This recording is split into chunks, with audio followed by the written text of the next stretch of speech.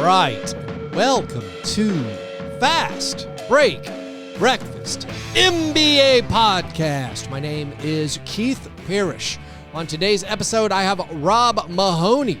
We do a draft where we pick the teams most likely to make the play-in in the Eastern Conference.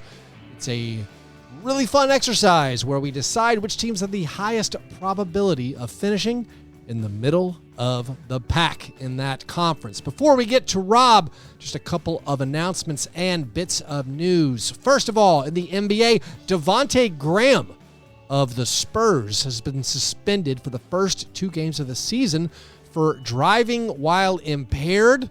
We knew it would happen eventually, but we finally got the first suspension of a player since Ja Morant was suspended 25 games.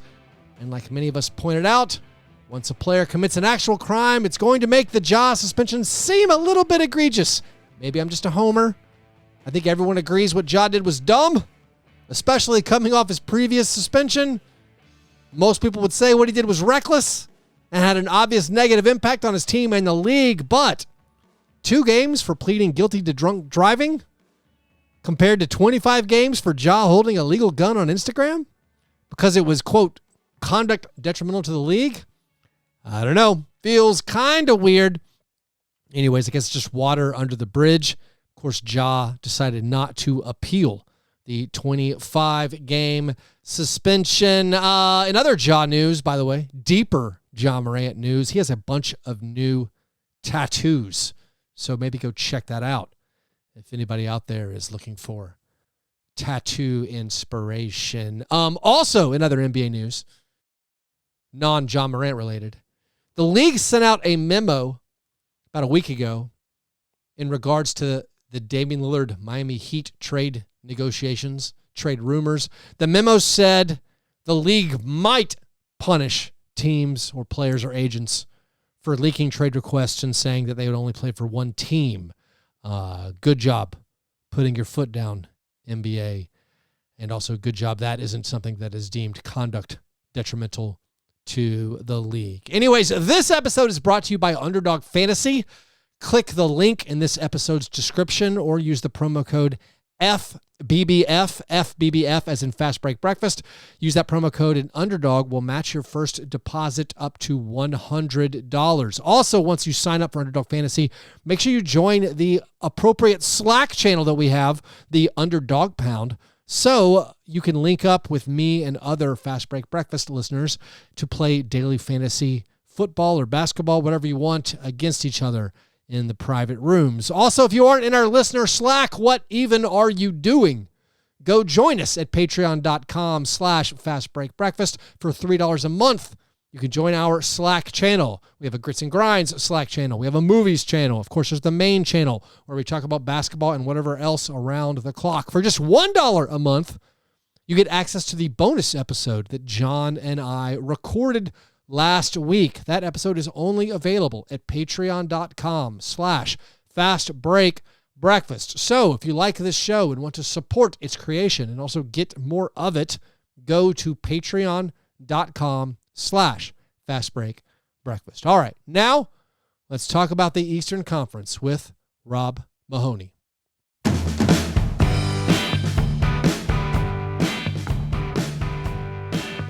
I'm joined right now by Rob Mahoney from The Ringer. Rob, how's it going?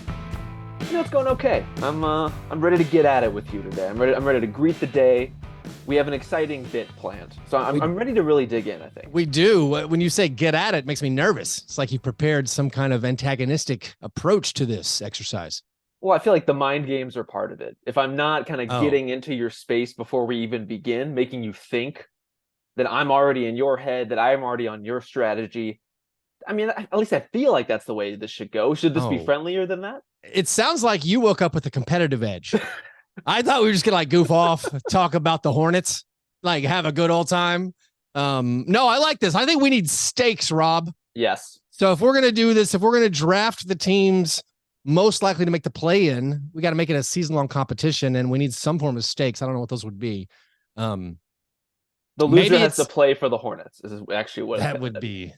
I don't hate that idea. You know, maybe a loser has to buy a hot dog from the concourse at Summer League and watch the other one eat. This could be actually winner chooses. They either get to eat the hot dog or make the other person eat the hot dog. Just either way you want to go.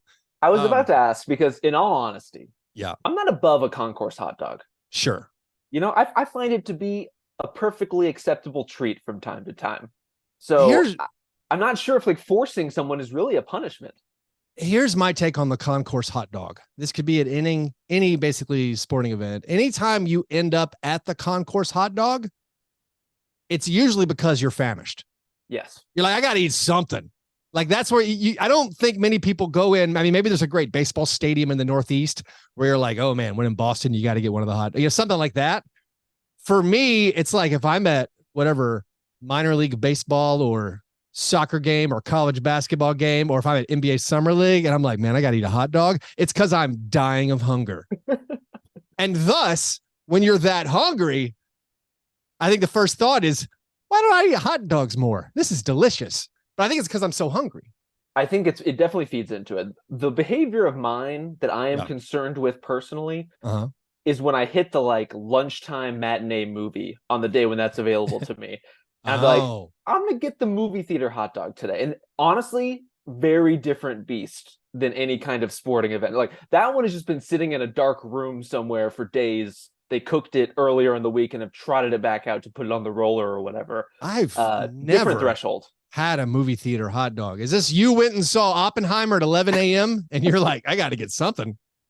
It's really that, right? It's like, I don't want to eat lunch at 4:00. Yeah. And so I got to eat something now. And it's going to be, unfortunately, some butter slathered popcorn and a days old hot dog. And it's just what it's going to have to be today. You live on the edge. And I didn't know that about you. This is great. All right. Well, Rob, so we're going to get into our little conceit about the draft and the teams. But before, of course, we get to that, we have to talk about your breakfast. You've already entertained us with an AM hot dog at the local Regal or AMC, that could be your breakfast right there. Just lie to me. I wish I had a proper breakfast today. Yeah. I think this is going to have to be it. Like this draft we have prepared is going to have to be my breakfast. I need it to fulfill all of my dietary needs, all of the nutritional value I need to get my day started right. Because otherwise, I'm really just fueled by coffee at this point. If I'm just saying, if we rewound this, maybe we should do a second take. If you just saved that hot dog thing and I asked you what you had for breakfast and you were like, man, I went and saw a morning movie and had a hot dog at the movie, I would have knocked over my water right here. I would in the 9 years of doing Fast Break breakfast, no one said movie theater hot dog. I would have had my mind blown. All right, let's get to the main course. I told you that we're going to draft teams most likely to make the play-in the Eastern Conference. Yes. So this is obviously the team that finishes the regular season as the 7, 8, 9, or 10 seed. Okay. And I'm glad you clarified this. Yeah. Because I was wondering if we are operating in both directions.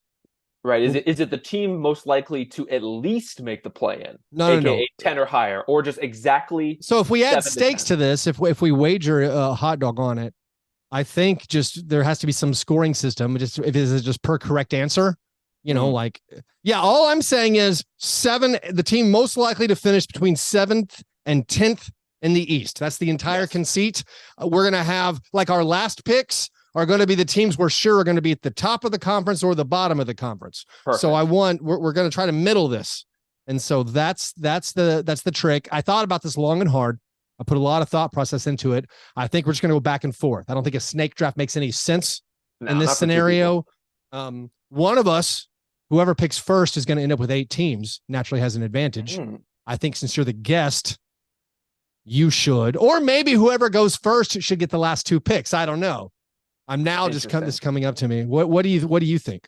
Well, honestly, the last 2 picks are probably not going to happen, regardless of it's a bite at the apple. Teams. It is a bite at the old apple. So who am I to turn up my nose at it? Okay. So I would say this has occurred to me and I like it. Whoever picks second gets the last 2 picks. So 14th and 15th picks. Would you like to go first or second? Would you like to have the first pick, or would you like to have more teams when this is all said and done? As someone who, ultimately I want to decide who eats the hot dog here. And maybe it's both of us. Honestly, maybe we both end up having a hot dog together. Yeah. Yeah. I would like to go first. Okay, great. So who's your team most likely to make the play-in this season as of this recording on August 3rd? Man, it is a a classic play-in team. They are talented. They are desperate. They are hopelessly underachieving. They are your Atlanta Hawks. Oh, I love it. Team of all play-in teams. Yeah. I think you're right. I think it's a great pick. I think when I try to come up with the teams I wanted, my thought is like, what are the odds they're going to be too good or too bad? Yeah. The thing where the Hawks weren't number one on my board, they were number two, is I do think there's an avenue for them maybe to be too good. And I don't think it's a large chance. And I think most of us are operating. I haven't spoken to you about this, but I think consensus right now, when you look at the Eastern Conference, everyone's kind of like Celtics, Bucks, Sixers, Knicks, Cavs, Heat. Those are probably your best six teams, I think, for almost everybody. And so I do think Hawks are probably next. So I agree with you. I think it's a great pick. Do you have any concerns that they're likely to be a 7 or 8 and maybe don't have that full range of going all the way down to 10? I do have concerns. Some of it is, yes, they do have like a little bit of upward mobility just based on how talented they are. They made a midseason trade for Saddiq Bey last season that hasn't fully paid off yet. Maybe that starts to coalesce in a nice way. But moreover, all the teams you named, even as being the sure thing teams in the East, are very dependent on one guy who could get hurt, are very dependent on multiple guys who get hurt all the time, or are just like teams we don't trust very much based on like really inconsistent lead players. So if any of those things go wrong, the Hawks are a team that could jump into that next group. Personally, I am betting on, no matter how talented the Hawks are, no matter how capable they are, there's always going to be something a little funky in the air there with Trae Young that's going to bring them back down to earth in a way that I think is going to pay off in play-in pay dirt here. Yeah, I think it's a good pick. I mean, what if just getting rid of John Collins finally is like releasing the parachute on those sprint drills where they shoot forward and it's like, oh, it was John Collins' fault the whole time. I think it's a good pick. I'll go with my first pick, which was my number one pick on my board, or a number one on my big board. That's the Nets. I think the Nets are mediocrity. I think they are. I think their ceiling is not high enough. I don't think they're going to be. They're like there's almost no chance they're a home court advantage team, unless of course Ben Simmons can play basketball again. The funny thing about the Nets right now is, on paper, if you were to put 2021 Ben Simmons on a team, this is the team. It seems great. They need playmaking. They need rebounding. They need passing. They need someone to set up the offense. And he seems like a great fit. But of course, we don't live in fantasy land, Rob. Unfortunately, I don't think Ben Simmons is going to do a bunch. I like a lot of the players the Nets have, like most NBA podcasters, but I don't think they have a high ceiling. They're not going to be. I'm not scared about them being a top 6 team. And I also think they have enough talent where they're not going to be in the dregs. They also have to keep an eye on their draft pick. They don't want to send this that they don't own their top picks. So they're not going to tank out. So for that reason, I think they have a great chance at being 9th or 8th or 10th. So I'm saying high probability the Nets are right in the middle of the conference. And I feel very, very solid about taking them as a team most likely to make the play-in. They feel like a pretty confident play-in pick. As you alluded to, though, my concern for them is the opposite of the Hawks, where I'm much more concerned about them being too bad than too good to make this bracket. After the trade last season to get Mikal Bridges, to get Cam Johnson, they just weren't that good. Honestly, like by record, just like did not win as many games as you might remember them winning based on the fact that they ended up as the 6th place team in the East. A lot of that was based on the earlier weighting with the stars in house. And so I'm curious to see, full training camp, full season, again, a little bit of a refresh around the roster. What do we see with that group? And honestly, like Mikal Bridges having to do this over 82 games. What is the reality of that? Like the man always plays 82 games though, Rob. Well, never misses a game. He plays them. He played 83 last year, right? Will he play him shooting like 80% from the field, putting up 26 a night? You know, that's really the variable here. I have no doubts about Mikal Bridges. No, this is a team where maybe I put too much faith in the, hey, you owe your unprotected pick to somebody. So no matter what, you're going to be fighting, scratching, clawing for that 10 seed at the end of the day. I do think also like they should make a trade. I mean, they're a team where I was confused where like, why did the Wizards get Tyus Jones? Why didn't the Nets get Tyus Jones for nothing? Like you have too many guys. You still have Royce O'Neal and Dorian Finney-Smith plus Cam Johnson, Mikal Bridges. Like just trade and get a ball handler. Trading get someone who passes the ball like Spencer Dinwiddie. He doesn't love passing the ball. He will, but I feel like they're a piece away. But I do think this could be a team that, again, they're not going to make a trade to get worse during the season. They might swap out a guy to get a ball handler. So I feel pretty good about. Of course, I feel good about the team I had number 1 on my board. So I'm the GM after the draft. This was the guy we wanted. He's one name on the board. He slipped at 20. We thought about taking him at 3. Rob, who's your? All right, you get pick 3. Who do you have now?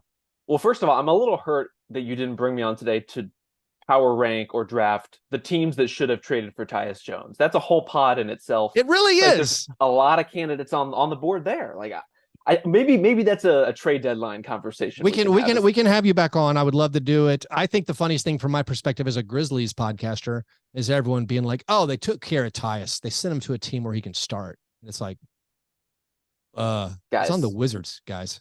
And also, is he going to start? We don't even know. Like you got Jordan Poole, you still got DeLon right there. Like, I think he's going to start, but like, you can't say, "Oh, we took care of our guy by sending him to," by the way, spoiler, probably one of the last picks in this little exercise. Yeah. The Washington Wizards. They're too good. That's not really because they have Tyus Jones. No. All right. Yeah. Sorry about not having you on for a Tyus Jones special. Go ahead with your 3rd pick, please. It's okay. There's always time. My pick, it feels like this is the right year for this team to take a jump. And that's the Indiana Pacers. Ooh, okay. They kind of cruised towards some good lottery odds down the stretch of last season. Weren't terribly interested in winning any more games than they had to. And I think that has, led to a little bit of suppression in their win total, 35 wins from last season, but still right on the cusp at 11th in the East. I'm banking on some combination of the Raptors being materially worse, losing Fred VanVleet and reshaping their roster a little bit, the Bulls being just like a wild card to kind of implode at any point in time. Yes. And so if we're talking, and the Heat moving up potentially out of this play-in group as well, based on last year's 4-team bracket. So if anything is going to change there, if any team is going to move up into that group from the bottom of the East, the Pacers are the team to do it. I'm nervous about the Pacers. I do think on paper there's a lot to be enticed by. Like just, you got Obi Toppin for free. He seems fun. You overpaid for Bruce Brown just to, let him afford more expensive cowboy hats. Like he's going to be cool. You obviously have Halliburton. You got Buddy Hield is still there somehow. Miles Turner, Jarris Walker showed a lot of fun stuff at Summer League as maybe like a fun cog in the front court. I mean, I'm not really going to depend on the rookies to make that much of an impact. What is Benny Mathurin going to do? Second season. I do think they're going to be right there for like 10th, 11th. And so it's a fair pick. And obviously we've gotten to the point now where I think Nets Hawks were kind of easy off the board. Now I'm with you. I think it's a fair decision. I'm a little bit like unsure about the Pacers. They've been so bad at defense the past 2 years. Yeah. And you could say, all right, they were trying to lose or whatever, but they've been so horrible at defense. And I don't know if that's going to change this coming season. They should be super fun at offense. And then also, I don't know if we're allowed to talk about this. I feel like everyone has signed a contract not to talk about this. Is Rick Carlisle, is he a keep cashing them checks candidate? He hasn't won a playoff series since Obama's first term. It's been a minute. It's been 12 years. And this occurred to me, and I'm going to try to do this look up on Basketball Reference in a second. What's the longest any NBA coach has gone without winning a playoff series? Like I know not a lot of guys get 12 seasons. It's tough, but are you really going to put like the Harrison Barnes Mavericks at his feet? I don't know. You would know better than me, a Dallas man. Yeah, I don't know. But again, we credit Rick Carlisle, like a lot of pieces for Rick Carlisle to do work. That man hadn't done work in a while. He hasn't done playoff level work in a while, but you know what? We're not talking about the playoffs. Okay, we're talking about the play-in. Can the Pacers be the 10th place team in the East? That is the threshold we're talking about. I think Rick has gone into the Pacers situation eyes wide open in terms of they are an organization that likes bringing promoting guys from within or bringing back Pacers coaches of old. And Rick certainly fits that description. Yeah.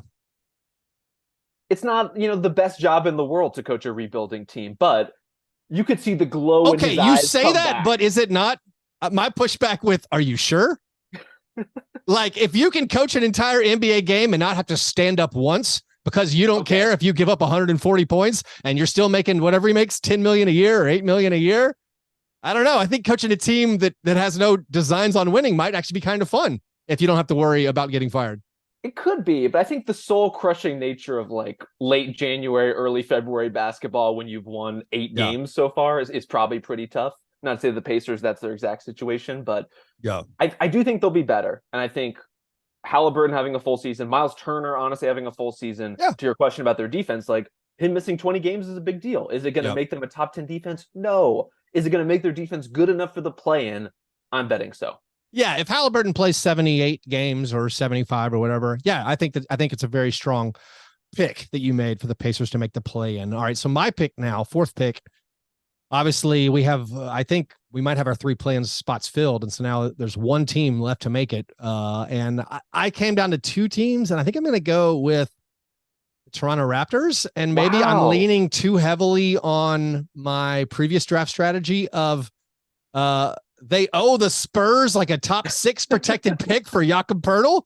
Inexplicably. And maybe they'll figure it out. I also think much like the Hawks unloading John Collins, maybe there's an extra boost to get them forward. Again, this is just like an outsider theory I've made up. Maybe John Collins is a nice guy, but the fact that they gave him away for nothing after saying they wanted to trade him for years. So maybe I'm able to put something into that. Similarly, who is the Raptors' John Collins? Fred VanVleet? Nick Nurse. Oh, I have made up. Fair. I have made up a storyline in my own head that no one from Toronto will ever refute. That guy seems like he's awful to be around. And this is just me looking at pictures of him on Instagram. Like he brought a guitar on the plane. That's a war crime where I'm from. Like, he travels with an electric keyboard that he sets up in his hotel room as a professional piano player. Who would do that? Like that is so. No, I think just getting rid of Nick Nurse might get like, Scotty Barnes, Pascal Siakam, OG Anunoby look a lot more engaged this season. Yeah. And so because of that, like, I don't know, I think that they can scrap out enough wins to get into the 10th seed. Do I feel strong about it? No. I'm also not worried they're going to finish in the top 6. So there's that bonus to it. But like when I had to look at them or like the Bulls or the Hornets, I'm like, no. I think I'll take the Raptors. So I don't feel great about it, but I'm going Raptors as my next pick for a team to most likely to make the play-in. I like this rationale as like OG Anunoby has just heard one too many coffee shop level renditions of Everybody Hurts, and he's just like, I'm ready to spread my wings now. I'm free. The world is off my back at this point. I like that element of this pick. I think what concerns me most is the Dennis Schroeder factor. That's a lot. We're hanging a lot on our guy Dennis to be the lead guard of this team now, or maybe Scotty Barnes is the lead guard of this team, whatever kind of form that ends up taking. There's just so much to work out, positionally speaking, in terms of skill overlap. Yeah, they're just such a phenomenally weird team, and they've only gotten weirder by losing Fred. And I agree with you that they are firmly in this group. They are absolutely a play-in candidate. But man, things could go really weird. Sure. First time head coach, extremely strange roster, lots of question marks. Sounds like a pretty good play-in candidate. Where would you put their range of outcomes? This is my thought. For me, the range of outcomes. This is why they seem firmly planted as a possible, like standings wise. Where's the range of outcomes in the East? I would say 8 to 12. Yeah. I was kind of thinking 7 to 13, similar result. So because of that, and because of the teams you took, I got Raptors next. So who do you have after the Raptors then? This is now the 5th pick of the draft. Yeah, I would pick the Bulls. Yeah, that's who I had. Spot. Yeah. I mean, they are, between them and the Raptors, again, you're talking about like the variability of Toronto, a team that just frankly could be better than Chicago if they decide to be, and if the kind of elements work out in their favor. The Bulls are not going to be very good. No. But they have this anchoring presence from DeMar DeRozan that's just not going to let them slip too much further than 10th, 11th. Yeah. I just can't imagine them like completely falling out of the race. And honestly, I thought Zach LaVine had a better season than he got credit for. The question is always, is literally everything else around them? And are those guys going to be, 1, available, 2, good enough? The answer is usually no and no. But I think they could be good enough to be the 10th. And at this stage in our draft, I'm more confident in their ability to puncture the bottom end of the plan than I am like any of the top teams falling out. Yeah. I mean, I would say more than likely one of the 6 teams we think is going to be at the top will actually end up in the play-in. But for us to figure out who that one team is, the team that maybe deals with injury or some stranger holdout than what James Harden is doing. It's hard to pick. Yeah, I would have gone Bulls as well.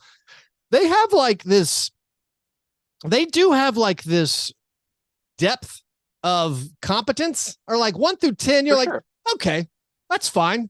Like Ayu Dosunmu, like, all right, he's fine. They brought in Javon Carter and Torrey Craig as 9th, 10th, or 8th guys. I mean, the problem might be those guys might end up starting one of them, but still, it's like they got 10 guys. You're like, that's fine.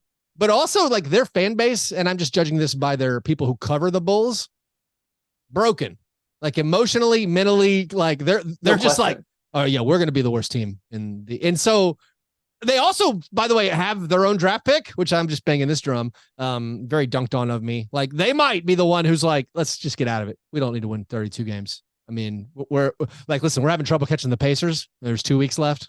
let's pull the plug. So yeah, I don't know. I mean, I wouldn't have picked anybody else, but the Bulls are certainly a strong candidate for my pick. Now the third team I have to take. Yeah. Now what are we supposed to do? It gets weird now. It's going to get weird. And so we're choosing between top of the conference, bottom of the conference. I think I'm going to go bottom of the conference. And I don't feel good about it. Oh, I think I guess I'll do it. I'm going to go with the Orlando Magic, even though I think the Magic are going to be horrible. And so, like, I wanted to pivot. Like, I pre-ranked them, and then I saw that the Magic were up, and I'm like, I can't pick the Magic now. I think they're going to stink. But I don't know who else I would take. I guess I'll go with the Magic under. Here's my upside sell that this is a team good enough to make 9th seed or 10th seed. Paolo Banchero, the end of the upside sell. The second year, Banchero becomes all NBA dude. And I think it's possible. I think it's feasible. You've seen guys recently where all of a sudden they're great the rookie year, and then they have another gear to go up. You see Ja Morant in his second year, all of a sudden the Grizzlies are in the playoffs, kind of out of the blue. The rest of the roster, it's like, all right, Franz Wagner could get better.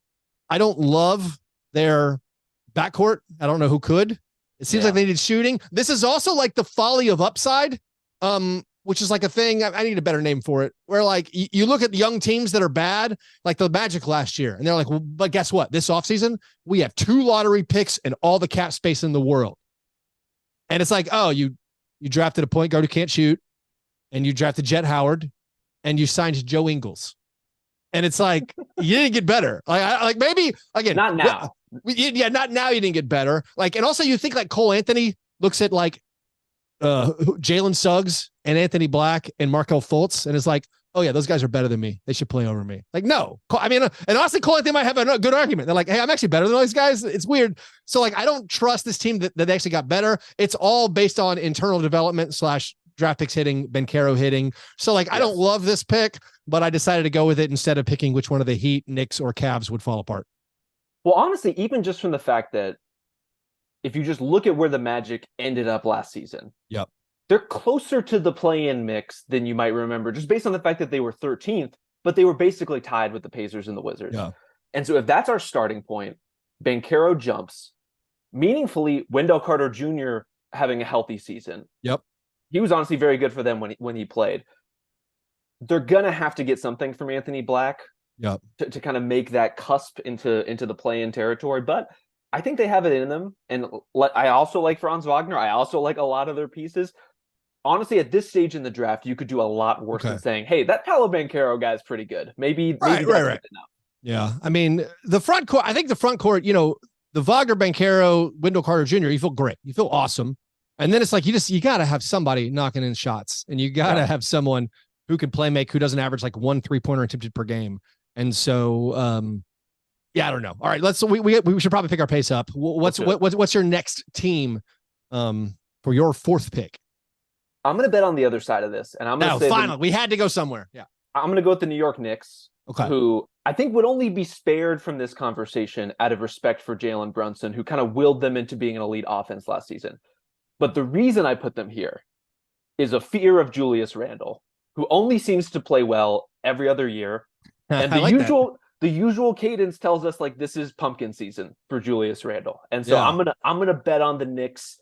Not a huge backslide, but maybe into that like 7-8 range. It's because you hate Villanova.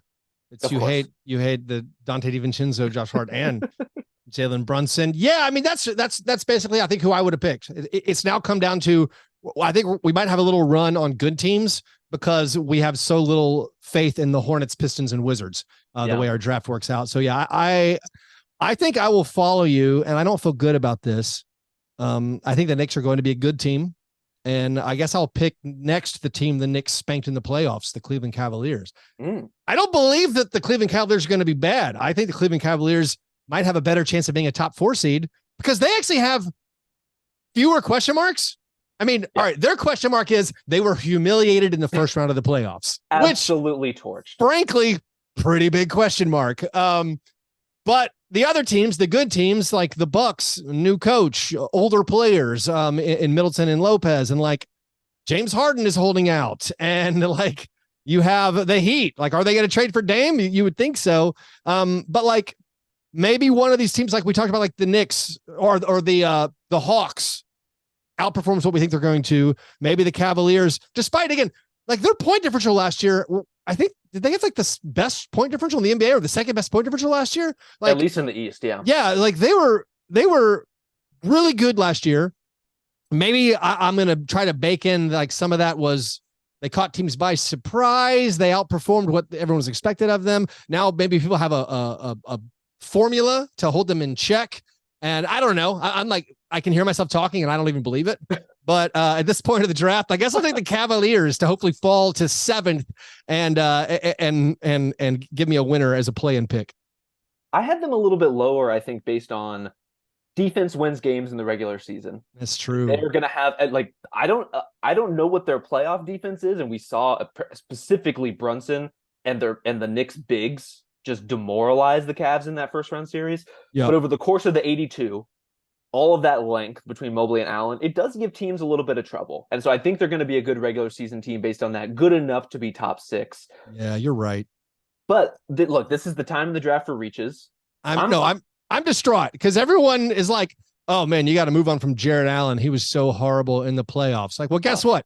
He's unbelievable in the regular season. He's so good. I felt bad. I don't think you have the upper hand definitely on this. So far you've taken, as a recap, you have the Hawks, Pacers, Bulls, Knicks. I have the Nets, Raptors, Magic, Cavaliers. Not looking good for me. Who's your next pick? So I'm going, we're in the middle of the draft now. I'm going for my like late lottery, swinging for upside. If everything breaks our way, this will be the pick of the draft. Yep. I'm taking the Miami Heat. Ooh, okay. Strictly on the basis that the Dame trade does not work out. In all likelihood, I believe it will. But if it doesn't, the Heat are really left holding the bag here. They already lost Gabe Vincent. They do not have a point guard rotation. They're going to be significantly worse as just like a constructed team than we last saw them. And honestly, last year they were already a play-in team. Yep. And so the odds of them being back in that group if they don't get Dame feels pretty strong to me. So I'm just going to bet them on the likelihood, on the probability that they whiff out on that trade market. I think I took the coward's exit. I was worried about the Heat listeners and their outrage when I picked them to make the play in. You don't probably have to deal with that. So that's going to be great. I don't know. They get pretty angry at I think you're right. I mean, just like the Dame thing seems like it's going to happen because no one else is interested. And I mean, like, I wish like the Magic or the Raptors were interested. Like, those teams need Damian Lillard. Those would be amazing fits. But yeah, I think that's a good pick for you by the Heat. I'm now going to pick a terrible team because I think there's an avenue to the 10th seed available. And I think there's a universe where all their players play and they're actually surprisingly good. I'm going to take Steve Clifford's Hornets. Yes. Like, I feel like their win total from Vegas is like extremely low. No one's excited about them. They have made some negative headlines for some of their players. Rightly so. If we ignore that aspect of it, Rob. Yeah. You have LaMelo Ball, who's good. Miles Bridges and Gordon Hayward put together when healthy and not in trouble with the law. That's like one of the better forward pairs in the entire Eastern Conference. And so it's like, then you add in Brandon Miller. What if he's any good? We don't know. Maybe they bring back PG Washington. I don't know. But like, there's enough talent here where like if Gordon Hayward's healthy, which obviously a huge if, but like if he's healthy if Miles Bridges is back to who he was pre-domestic violence incident, like those guys are actually good at basketball. And we're talking about making the 10th seed in an Eastern Conference where I'm not super excited about a lot of these guys. Like I kind of like the roster a little bit. When we just like, if I'm playing a video game, I like the roster. When we're not talking about human beings, I like the roster. But like, so I guess I'm taking them as the Hornets as my pick to like surprise people and actually be like a 9th or 10th seed. I actually love this pick. Okay. I'm with you. Although I think it is telling that on first pass, when I was ranking these teams, I accidentally just wrote LaMelo Ball instead of Charlotte Hornets. But that's honestly the difference. I think how easily and how soon we forget just how good LaMelo is and just how meaningful his absence was, stacked on top of all these other absences that you've laid out. Bridges and Hayward and Rozier missed a significant part of the season. They were not going to overcome all that, but put LaMelo back in the lineup and put back some of like the flashes in the pan we saw from last year too. Like, again, no one should have been watching the Hornets over the back half of last season, but they were actually like a pretty solid defensive team, especially for their age. So if the young guys continue to grow on that trajectory and you're plugging healthy NBA level players plus LaMelo Ball into that rotation again, I think they have every chance in the world. And most importantly, relative to some of these other teams, act like you've been there before, and the Hornets have been there before. They are a play-in team in spirit, and they deserve a chance to punch their way back in. Yeah, this makes me wonder: has Steve Clifford ever won a playoff series? Might have to look that up. I don't believe so. Yeah. All right, we got 4 teams left. We have is that right? No, we have 5. I believe teams we have left. 5. 5 teams we have left. we have the Bucks, the Celtics, the Sixers, the Pistons, and the Wizards. Who are you going with, Rob? This one feels easy to me. It feels like the Sixers. Okay. And we have no idea what's going to happen with Harden. They are a Joel Embiid injury away from free fall in the standings at virtually any time, even if he just misses like 25 games due to some relatively minor non-season ending injury. I think the Sixers have some downward potential, and also quietly just certainly did not get better, and I think probably took a little bit of a step back in terms of the supporting cast. You know, you lose your George Niangs, you add Pat Beverly, I guess. You're just kind of like losing a couple of rotation pieces that I think could be significant if we're talking about what is going to buoy you out of the play-in the regular season. Yeah, you make some good points there, and I agree with you. I think the Sixers possibly trading out James Harden for Patrick Beverly, slight downgrade. Slight downgrade there. I do like this team as far as having Embiid, having Maxey, having Tobias Harris, having Melton for being good enough compared to the rest of the East. Even if they just get something for James Harden, it's going to work. It's such a confusion about James Harden doesn't want to be on this team, which clearly kind of needs him. But I guess that's not my problem. By the way, Steve Clifford never won a first-round playoff series. However, got very close against the Heat that one year. He did. That's right. But he's only done 10 seasons, so he has not matched Rick Carlisle's 12 straight seasons of not winning a first-round playoff series. I am going to excitedly with my pick. This is the 12th pick now. I'm going to take the Detroit Pistons. I'm going to go for the upside play. Yeah. I'm going to here's what I'm thinking. Like, they could easily be the worst team in the NBA. Like, that's not outside of the realm of possibility. They won 17 games last season. I think it's incredible work. I believe they have the fewest wins in the NBA over the past like 3, 4, 5, 6, and 7 seasons. When you add those up, that's from John Schumann at NBA.com. There is no competence in this organization. However, perhaps Monty Williams coming in can lend them some competence. Absolutely. Also, I think similar to like the Bulls, where like you have 10 guys who you're not embarrassed if they're on the court. The Pistons now have a handful of, I would say almost 9 guys or so where you're not embarrassed if they're on the court. Like, you're bringing in Monte Morris and Joe Harris. Yep. Those guys are NBA players. There's no question they're NBA players. The upside play you have if Jaden Ivey, Cade Cunningham, Jalen Duren, if those guys pop, I'm all in on the Thompson twins. I think Asar Thompson might be incredible for this team. You still have Bojan Bogdanovic. Like, it's going to be fine, I think, if Monty Williams can get him in there. And if we're just aiming for, 35 wins, because we've been talking about like, oh, the Pacers weren't that far away. They won whatever it was, 33. Like, that's an embarrassment to the play-in system we have. But I think there's a chance they get there. So I feel like the probability of a Pistons upside is better than the downside for some of these good teams. So yeah, I'm happily taking the Pistons with the 12th pick of this draft. I remember around this time last season, a lot of us in the NBA media were excitedly looking forward to seeing healthy, resurgent Detroit Pistons basketball. Yeah. It was not the year for that, but maybe this one is. And I think the only thing that I like, what's kind of holding back my optimism relative to everything you just laid out, which I think is a very compelling case, is the Jalen Duren, James Wiseman, beef stew, big man rotation. Like that is a. Wait, I'm sorry. I blacked out briefly. Did you even say Marvin Bagley? Did you? I didn't even say sorry. All right. So we have Bagley, Wiseman, Duren, Stewart. Yes. It's gross. Yeah. It's pretty gross, and it's aggressively young for a team that has any aspirations of doing anything. But again, if Cade Cunningham looks like the playmaker and the processor a lot of us expect him to be, so many guys on this roster are going to look dramatically better than they have. And that alone could get them into the mix in a meaningful way. Yeah. I'm calling it now. Monte Morris is going to have one of the best on-off net rating swings in the whole NBA next season. Love it. You're going to think, man, this second unit, whenever Monte's out there with Jalen Duren, they're killing people.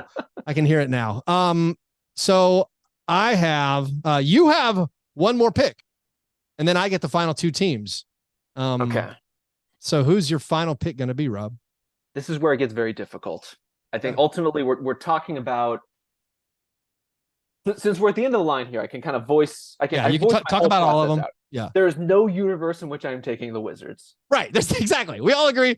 Zero infinite parallel universes out there. No. In none of them do the Wizards avoid the lottery. Not a single. Not one. a single one. Yeah. Okay. So really, it comes down to the Bucks or the Celtics. And so I get the Wizards. Okay. Go ahead. You get the Wizards. I think I am going to take the Bucks. I don't expect anything to ever come of this pick, but I think the Celtics, even though they have lots of different players who are injury risks, have kind of offset those risks enough between having that kind of depth that they feel sure enough to miss the play-in. I would say the same about the Bucks, but like no Giannis and things could get weird. Yes. That said, 58 wins last season for the Bucks, 19-6 when Giannis and Middleton and Holiday all played, like pretty freaking good. And so if we expect them to be healthy, there's no chance they're going to be in the play-in. But I guess I'm just going to bet on like Giannis is out for a significant period of time, and maybe they slide more than they thought they would, and they end up here. The Celtics just feel like, relative to the East, a pretty sure bet to miss the play-in in a good way. Yeah, I agree with you. I agree with your reasoning. This is the way I had them ranked. I had Bucks as my 13th team, Celtics as 14th, and then Wizards as 15th. I feel like the Celtics, even if we try to project worst case scenarios, they could lose one of their main guys for a while, and it feels like they could better handle that than the Bucks could. I do think that there's maybe a quicker avenue, a slide like that police officer sliding in going down the slide too. Like I feel like the Bucks, fewer head injuries. I think their slide is a little bit more greased up, so they can shoot out the bottom if possibly something goes wrong. So I agree with you there. So you get Milwaukee. So let's sum this up. Our draft of which teams that are most likely to make the play in the Eastern Conference. Whoever gets the most right, tiebreaker, I think should be whichever one of the lower picks. If we tie like 2-2 or 1-1, whichever was the later pick in our draft, that should be the tiebreaker. Like your teams are the Hawks, the Pacers, the Bulls, the Knicks, the Heat, the Sixers, and the Bucks. And I have the Nets, Raptors, Magic, Cavaliers, Hornets, Pistons, Celtics, and Wizards. I think we did a good job. It's something I like to say at the end of every podcast to the guest. We did good, Rob. You should feel good about yourself and the time you invested on this show. I don't know that we did a good job, but we did a job. We did a job. We did a job. We made content in August, and that on its own, more than half the battle, if we're being honest. Success. Well, Rob, thanks so much for coming on. It was great to catch back up with you after missing you, unfortunately, at Summer League this year. Brutal turn. All of the Cox Pavilion was sad of your absence. But I look forward to you coming on again sometime, and we'll get into that Tyus Jones podcast. Absolutely. And I look forward to a hot dog in one of our futures and maybe both of our futures. Sounds good. Thanks, man.